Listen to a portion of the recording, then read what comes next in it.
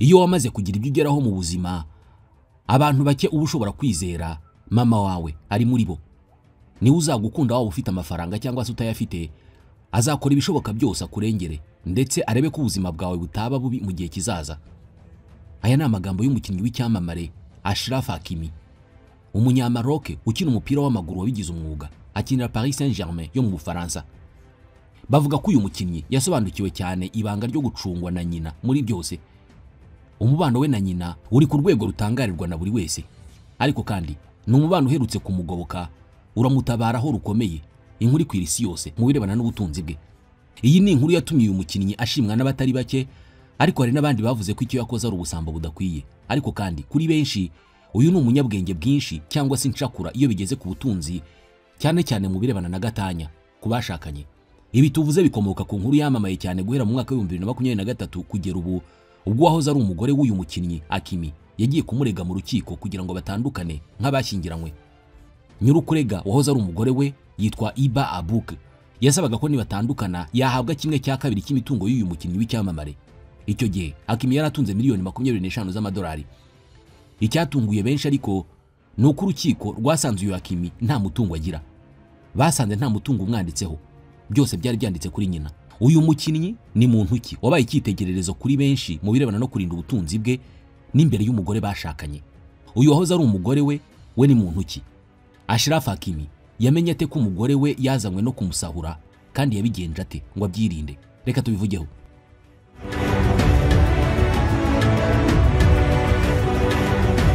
Nta gitangaza kiri mu kuba muri ubu buzima hari abashakana n'abandi batagamije kubaka urugo, batagamije kubana karamata nk'uko babivuga, ahubwo bagambiriye ubutunzi.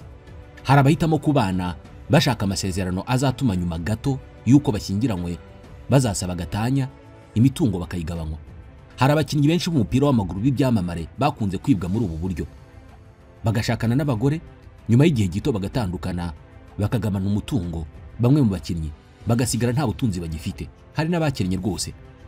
Mu 2021 umunyafrika w'icyamamare mu mupira w'amaguru Tendai Ndoro w'umunyazimbabwe yasigaye nta n'urwaro rwo kwishimagira. Konte za banke ze zera. Yaramaze imyaka myinshi akina ahantu heza hamuhembaga amafaranga menshi. Yari umwe mu bakinnyi b'abakire. Impamvu yuko gukena bene ako kageni yaturutse ku kwimarira mu mugore we, imitungo ye yose ayimwandikaho. Uyu mugore yaje kumuhinduka maze yakagatanya, imitungo yose arayimutwara. Umugabo asigara ari umukene. Uwoza ari umugore we, umunyafrika y'epfokazi Tendo Maseko, bivugwa ko yanamwirukanye vuba cyane mu nzu babagamo irahitwa Kyalami mu mujyi wa Johannesburg. Atwara inzu, atwara imodoka 3 z'agaciro, atwara n'ibyari mu nzu byose. Ntabwo ari uwo gusa, ikindi cyamamare muri Afrika wahoze ukinira Arsenal, ikipe y'umupira w'amaguru yo mu Bwongereza, Emmanuel Eboué, nawe ibyamubayeho ntabwo ari inkuru itandukanye cyane n'iyi ngiyi. Umugore w'umubirigikazi yamutwaye byose. Ibyamubayeho ni uko wari ufite ubukire butagira ingano, mu kanya gato ukisanga mu wundi mwanya ntacyo gitunze. Eboué nyuma yo gutakaza byose no kuva mu buzima bw'igitangaza yabagamo, yashatse no kwiyahura. Imana n'abantu baramufasha. Iyi nkuru ya Ndora na Eboué ni ebyiri muri nyinshi z'abanyamupira ubuzima bwabo bwangijwe na za gatanya z'abagore. Abandi barimo nka Paul Mason, David James, Thierry Henry, Ryan Giggs n'abandi. Bose ntabwo babashije gutsinda iyi ntambara ya gatanya yabatwaye imitungo yabo. Uwabashije kugira amayeri kuri iyi ngingo ya za gatanya kandi bikamuhira ni Achraf Hakimi. Izi nkuru zose zaba bakinnyi twari tuvuzeho, uyu Achraf Hakimi yari azizi ndetse azana ubundi buryo butari bumenyerewe bwo kwitwaramo muri iki kibazo. Ubwari bumenyerewe nubwo abahitamo kureka gusezerana n'abo bashakanye. Urugero rwa hafi ni rurangiranwa Cristiano Ronaldo. Uyu ntabwo yashatse mu buryo bwemewe n'amategeko ngo habeho ubukwe, nubwo amaranye n'umugore we imyaka irenga 9, yitwa Georgiana Rodriguez. Bombi bafitanye abana 5. Ndetse Cristiano Ronaldo avuga ko Georgiana Rodriguez ari umugore we. Zimwe mu mpamvu zigaragazwa nk'izatumye n'ubu batarasezerana mu mategeko ni ugutinya gatanya, hamwe no kwamamara n'umutungo utagira ingano wa Cristiano Ronaldo.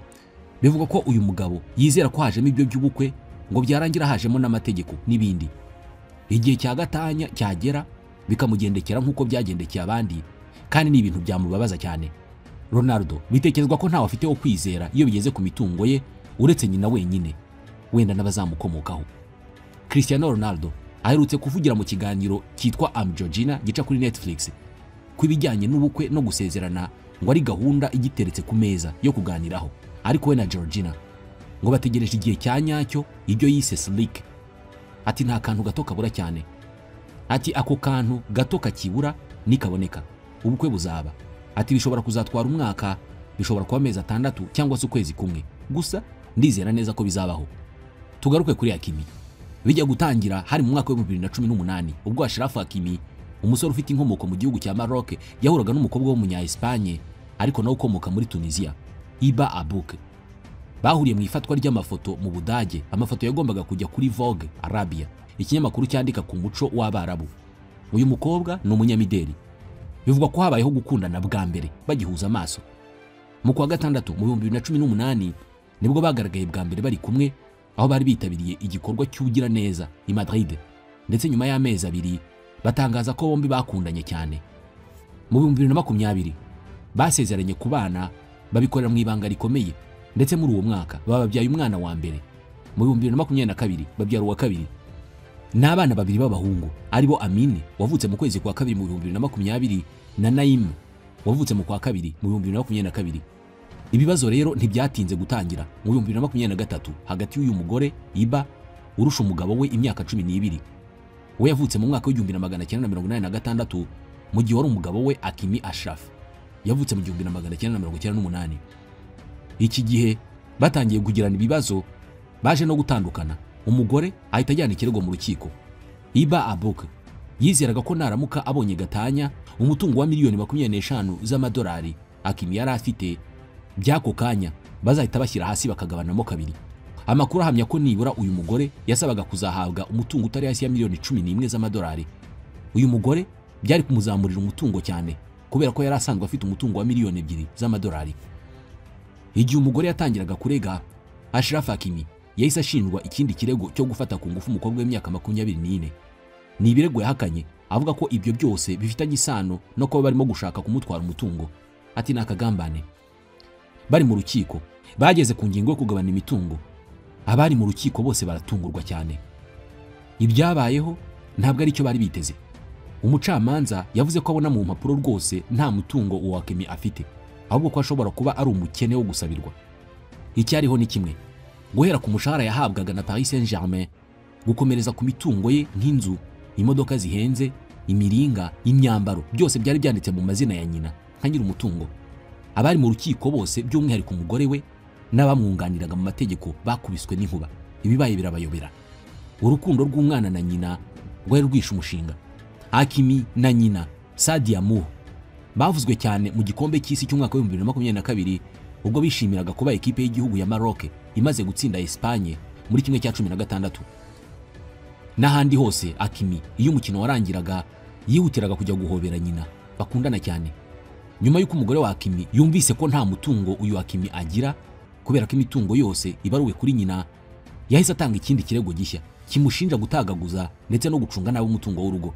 Amakuru ahari ubu avuga ko umugore wa Hakimi yacitse intege akavira amaho, ariko nanone ikirego ntabwo kirakurwa burundu mu rukiko ndetse urubanza ntabwo rurarangizwa neza.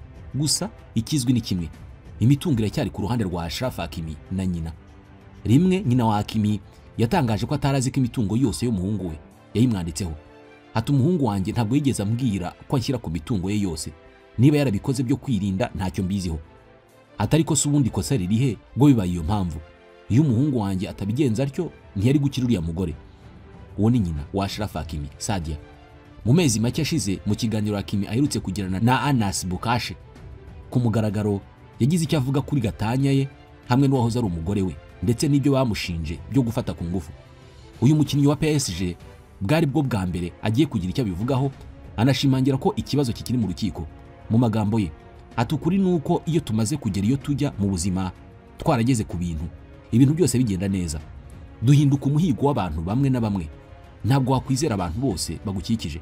Iki kibazo tukigeza mu butabera twasanze ari ubusambo, ari nk'ubwambuzi. Ati ibyo biraza gukemuka vuba, ukuri kose kuraza kujya hanze, hanyuma tuzabivugeho byimbitse. Ati nize kutizera abantu benshi, ati uko niko mwisi bimeze, ugomba kwitonda. Muri iki kiganiro giheruka kuba mu kwezi kwa mbere muri uyu mwaka wa 2025, Anas Bukashe nyir'icyo kiganiro yakomeje kumubaza ku buzima bwe bwite. Hafi nyuma y'imyaka 2 atandukanye n'umugore we, yamubajije uko amerewe. Ashraf amusubizanya amarangamutima asa nk'umubwira ko ari bimwe mu bihe bibi byaranze ubuzima bwe. Ati kuva twatandukana nize kwiyitaho no kwikunda ndetse no gukunda abandi hafi. Ati igihe nari nkiri kumwe n'uwari umugore wanjye hari ibyo nemeraga ubu ntakwemera. Akimi ku kijyanye n'uko uwahoze ari umugore we yasanze imitungo yose ye iri mu izina rya nyina nabyo yabivuzeho. Ati natangiye gukorera amafaranga nkiri muto, kubera ko rero nari ntaruzuza imyaka y'ubukure ntabwo nashoboraga kuyicungira. Mama niwe wabikurikiranaga. Ati iteka iby'amafaranga niwe wabicungaga.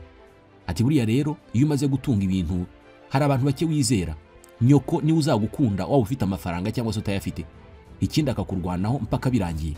Ati mama ntabwo yigeze atangira gucunga amafaranga yanjye ari uko nshatse umugore. Ati iteka niwe wabikoraga, ikindi ni nako byakomeje kuba. Ati niyihe mpamvu nari kubihindura? Iba Abuke nawe yigeze kugira icyo avuga kuri Gatanya. Mu magambo ye ntabwo yemera ko Gatanya yayisabishijwe no gushaka kwegukana imitungo ya Akimi, ahubwo avuga ko hari ibyo bacagamo bitamushimishije mu rugo nubwo adahishura neza ibyo ari byo. Mu kiganiro yavuze ko mu mwaka wa Gatanya yabo ari wo mwaka mubi yagize mu buzima bwe. Avuga ko yumvaga umubiri n'umutima we byose birushye. Yongeraho ko kuba abantu barakomeje kumuseka bituma yiyumva nk'umuntu wagambaniwe. Anaboneraho kuvuga ko yitangiye umuryango bikomeye ndetse n'umutwaro wose akaba ari ukomeje kuwikorezwa cyane aho Gatanya yabo igiriye ku karubanda. Ati ndumva naniwe mu mutwe no mu mubiri, natanze byose nari mfite kubwo umuryango wanjye waje gusenyuka. Ati hari iminsi numva meze neza, hakaba n'ikindi gihe mfata imyanzuro nkimenyereza ubundi buzima bushya. Uyu mugore yarakomeje ati nari nkeneye igihe cyo kumenyera neza iki kibazo.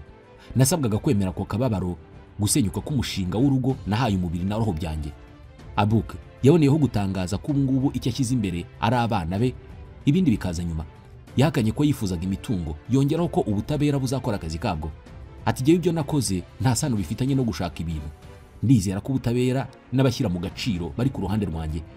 Abasesenguzi muri uru rubanza bavuze ko batumva impamvu avuga ko ibyo yakoze atabikoreshejwe no gushaka umutungo, kandi na nyuma yuko yumvise ko imitungo itanditse ku wahoze ari umugabo we Ashraf Hakimi, yarahise atanga ikindi kirego cyo kurega umugabo we gusesagura umutungo w'urugo. Bati kuki atabirenzeho ngo abireke niba koko atarashishikajwe n'imitungo. Andi makuru akavuga ko nyuma yuko Abuke umugore wa Hakimi abonye ntabyo arega umugabo we bifatika, ngo yaba ari we wapanze iby'umukobwa w'imyaka 24 wahise arega ko Hakimi yamufashe ku ngufu.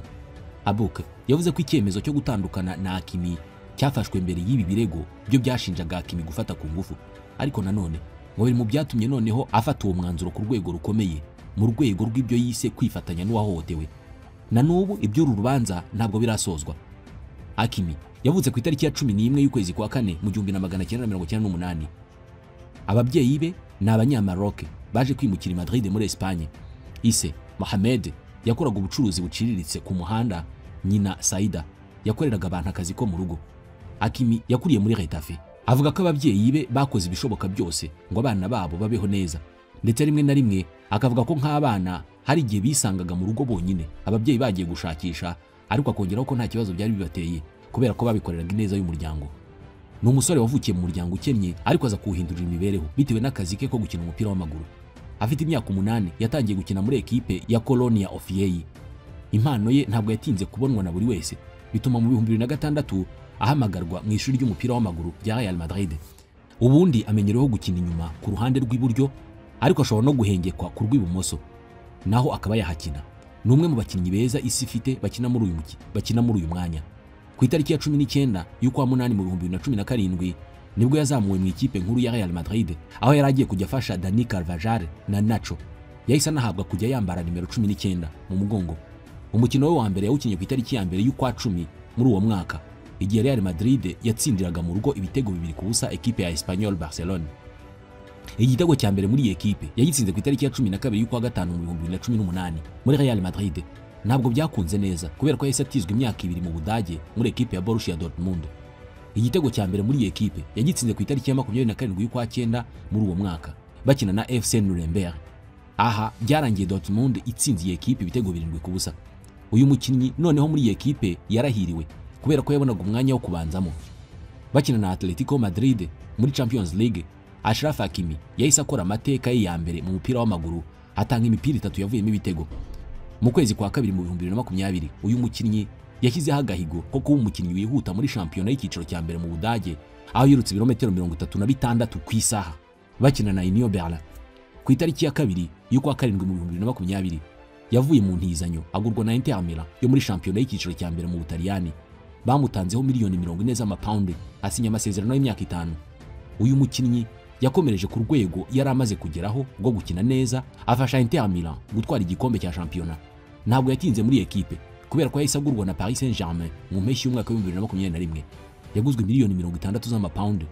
Mu mwaka we wa mbere muri PSG yahise ayifasha gutwara igikombe cya shampiyona y'Ubufaransa. Muri ekipe y'igihugu ya Maroc uyu mukinnyi yatangiye guhamagarwa akina mu bakinnyi batarengeje imyaka 17. Yahamagawe mu batarengeje imyaka 20 ndetse na 23 nyuma yaho. Ku ya 11 y'ukwa 10 mu 2016 nibwo yakinnye umukino we wa mbere muri ekipe y'igihugu y'abakuru, aho yinjiye mu kibuga asimbuye bakina na Canada. Hakimi, umugabo utuje kandi ugenzura neza buri kintu kimusohoka mu kanwa, we n'abandi bakinnyi muri PSG bamaze kwegukana ibikombe bitandukanye birimo n'icy'amakipe yabaye ya mbere wayo ku mugabane w'Uburayi, Champions League. Byashobotse muri uyu mwaka wa 2025.